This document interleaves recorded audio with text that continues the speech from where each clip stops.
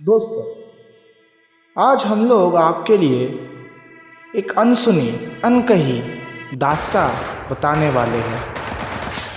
ये दास्तां आपके लिए कुछ नया नहीं है, पर बहुतों के लिए अनसुनी अनकही ज़रूर है।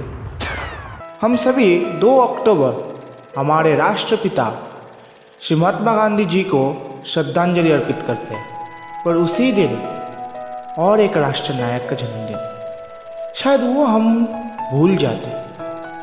वो कौन है जिसे हम भूल जाते हैं श्रद्धांजलि देना?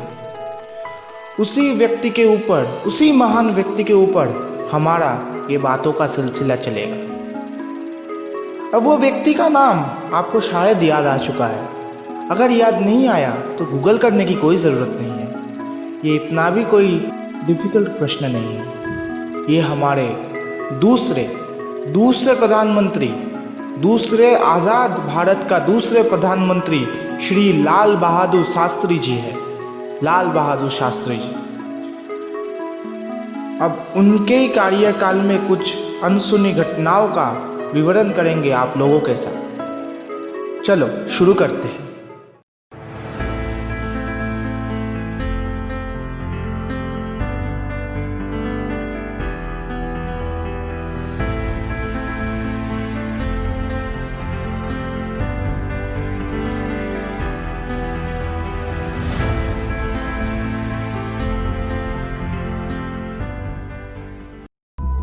लाल बहादुर शास्त्री जी प्रधानमंत्री बने थे 9 जून 1964 से 11 जनवरी 1967 तक। अब आप सभी सोच रहे होंगे किसी प्रधानमंत्री का तो कार्यकाल इतना छोटा नहीं होता है, पर क्यों लाल बहादुर शास्त्री जी का कितना कार्यकाल छोटा था?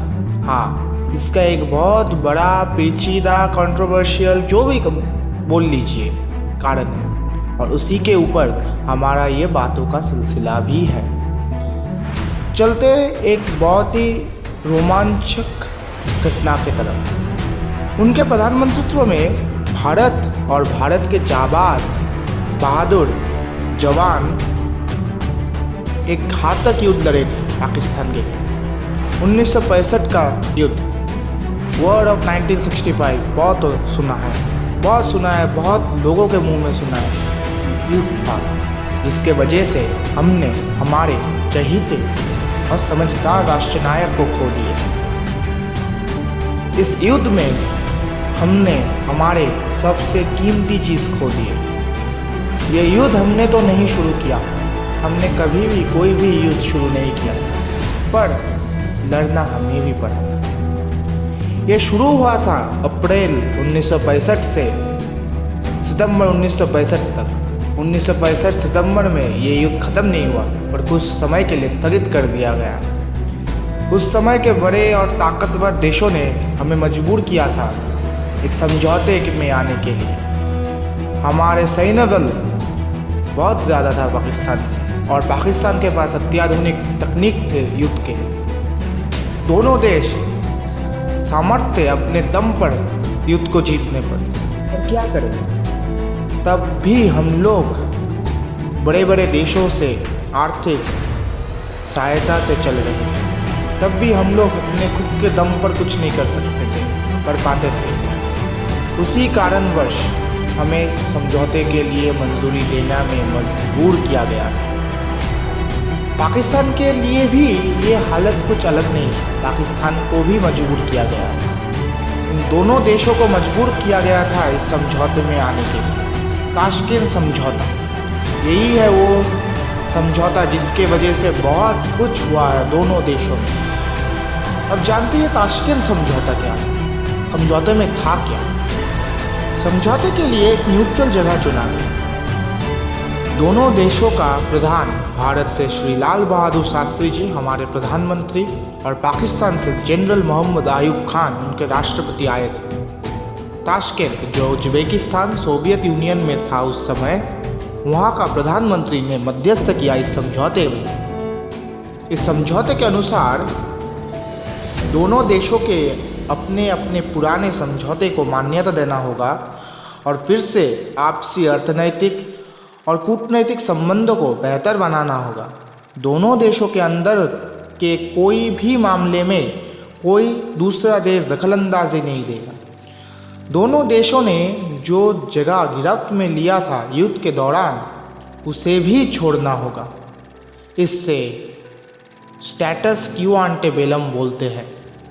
इससे दोनों देशों के नक्शे में कोई फर्क नहीं पड़ा इस युद्ध के वजह से। युद्ध के दौरान जो सिपाहियों को बंदी बनाया गया था दोनों देशों के अंदर, उन्हें भी पूर्ण सम्मान से छोड़ना होगा और दोनों देशों को अपने अपने सेनाओं को पीछे बुलाना होगा और अपना सीज फायर लाइन मेंटेन करना होगा। दोनों देश इस समझौते के लिए मंजूर नहीं थे, पर क्या करें, उस समय के बड़े बड़े देश, ताकतवर देश, संयुक्त राष्ट्र, अमेरिका, सोवियत यूनियन ने हम दोनों देशों को मजबूर किए थे समझौते में आने के लिए। इन्होंने इस युद्ध का नतीजा कोई घोषित नहीं किया। इन्होंने इस युद्ध का कोई नतीजा नहीं घोषित किया, लेकिन दोनों देश अपने आप को विजेता मानते थे, क्योंकि दोनों देश को लगता था हमारा सैन्य बल सबसे अधिक और सबसे शक्तिशाली है। पर बहुत कूटनीतिज्ञ का कहना था ये जो समझौता किया गया है, इससे दोनों देशों में आपसी संपर्क बहुत समय के लिए अच्छा और शांतिपूर्ण रहेगा। अब मेरा सवाल आपसे यही है, क्या ये हुआ है? सच में ये हुआ है? शांति आया है दोनों देशों के बीच में? क्या संपर्क बेहतर हुए हैं दोनों देशों के बीच में? आशा करता हूँ आप लोग इस प्रश्न का उत्तर मुझे कमेंट सेक्शन में बताएंगे। जुड़े रहिए हमारे साथ और जानने के लिए हमारे दूसरे प्रधानमंत्री श्री लाल बहादुर शास्त्री जी के बारे में। आज के लिए इतना ही। जय हिंद, जय भारत।